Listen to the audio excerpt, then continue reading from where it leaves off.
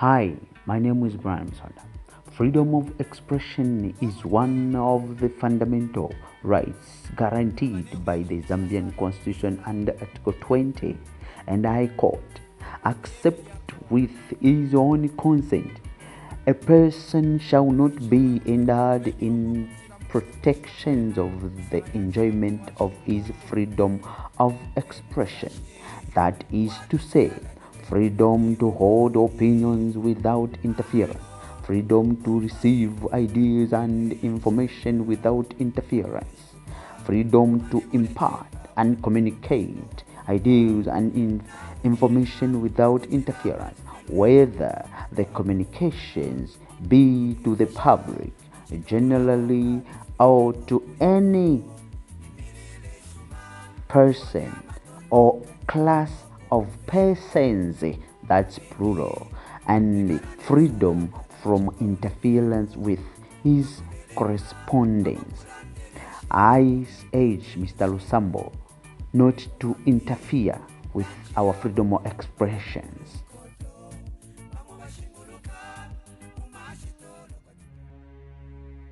This is your Diamond Insight for tonight of freedom of expression and Bowman overstepping his mandate.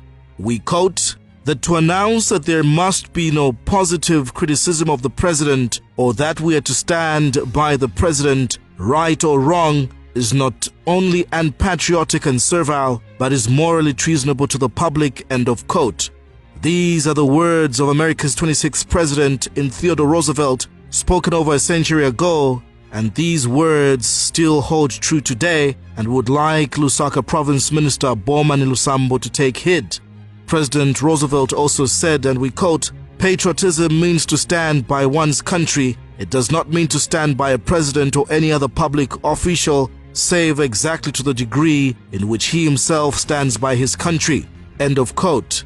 We join millions of countrymen and women in condemning Minister Lusambo for intimidating those who exercise their right to freedom of expression.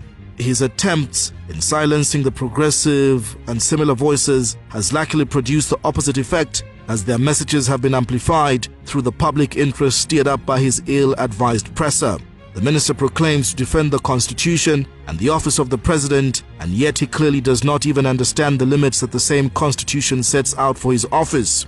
Articles 117, Sub-Article 3 in Parts A and B and C prescribe that a provincial minister shall be the head of government in a province and shall ensure that national policies are implemented in all districts in the province and shall ensure that the concurrent functions of the province and the exclusive functions of the local authorities are performed in accordance with the Constitution and other laws. The Constitution, being the supreme law of our land, does not state that a provincial minister shall defend the office of the president.